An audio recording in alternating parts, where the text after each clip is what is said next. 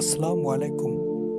আজকে জানবো আমরা আল্লাহ তাআলা একজন ব্যক্তিকে কিভাবে এবং বিভিন্ন উপায়ে পরীক্ষা করে থাকেন।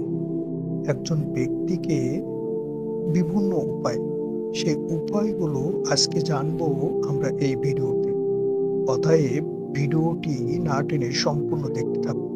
আল্লাহ তাআলা একজন মুমিনকে বা একজন বান্দাকে কিভাবে পরীক্ষা নিয়ে থাকেন।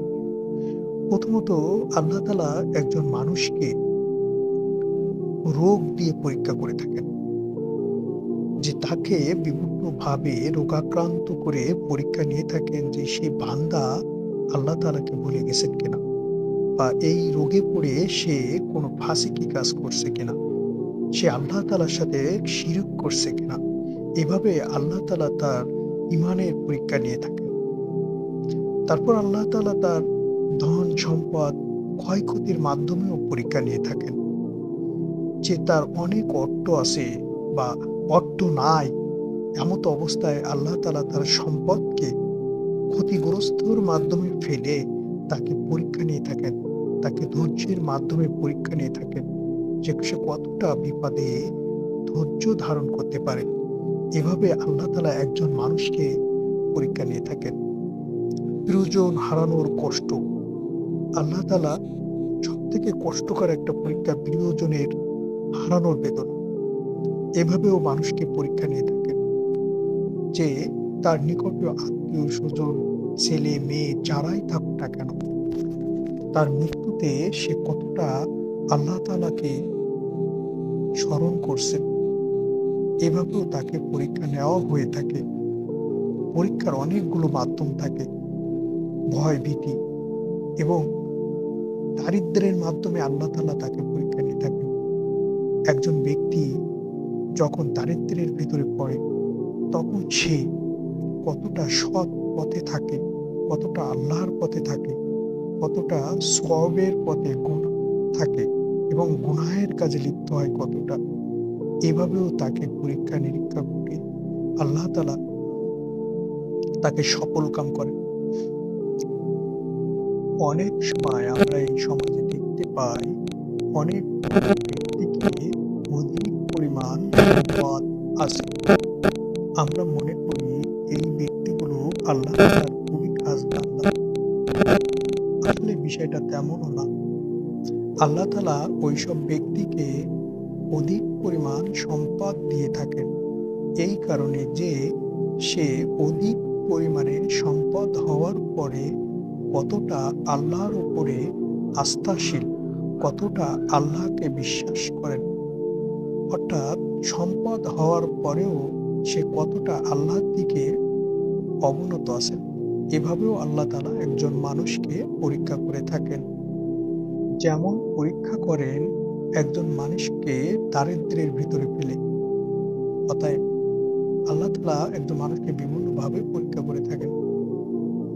তবে সবথেকে আশ্চর্য কথা হলো এটাই, আল্লাহ তাআলা একজন ব্যক্তিকে ওই পরিমাণ কষ্ট, দুঃখ বা অভাব, দারিদ্র্য দিয়ে থাকেন যে পরিমাণ দুঃখ, কষ্ট, অভাব সে সহ্য করতে পারে। এর বাইরে কোনো কিছু তাকে দেন না। অতএব বিপদে কখনো হাল ছাড়া যাবে না। বিপদে ওপরওয়ালাকে, স্রষ্টাকে শুধু স্মরণ করতে হবে। অর্থাৎ আল্লাহ তাআলাই আপনাকে বিপদ দিয়েছেন, তিনিই আপনাকে এই বিপদ থেকে রক্ষা করবেন। কোন মানুষ আপনাকে বিপদ থেকে রক্ষা করতে পারবে না। আল্লাহ তাআলা বিভিন্ন উপায়ে মানুষকে পরীক্ষা করতে থাকেন। তবে বিপদে কখনো হাল ছাড়া যাবে না। বিপদ আসলে একাগ্র চিত্তে শুধু নিজেকে ধৈর্যশীল করতে হবে, পরবর্তী প্ল্যানকে এক্সিকিউট করতে হবে। কখনো গন্তব্যকে আড়াল করা যাবে না। গন্তব্যের জায়গায় থাকবে। মানুষ বিভিন্ন রকম মন্তব্য করতে থাকবে। এই মন্তব্যের কারণে আপনার গন্তব্য চেঞ্জ করা যাবে না। প্রয়োজনে সফলতার জন্য আপনার প্ল্যানকে পরিবর্তন করতে হবে, কিন্তু গন্তব্য ঠিক থাকবে। আপনি একা হয়ে যান, সফলতা আপনাকে ধরা দেবে। আপনি আপনি যাচাই করতে শিখুন কে আপনার আপনজন, কে আপনার প্রিয়জন, শুধুমাত্র যারা প্রয়োজনে আপনার পাশে আসে, এইসব লোক থেকে সাবধান থাকুন। কারণ প্রয়োজন শেষে সে আবারও আপনার পাশ থেকে চলে যাবে। সেটা হোক নিকট আত্মীয়, সেটা হোক খুব কাছের লোক। বিপদ শেষ, সে চলে যাবে, আপনাকে ব্যবহার করবে।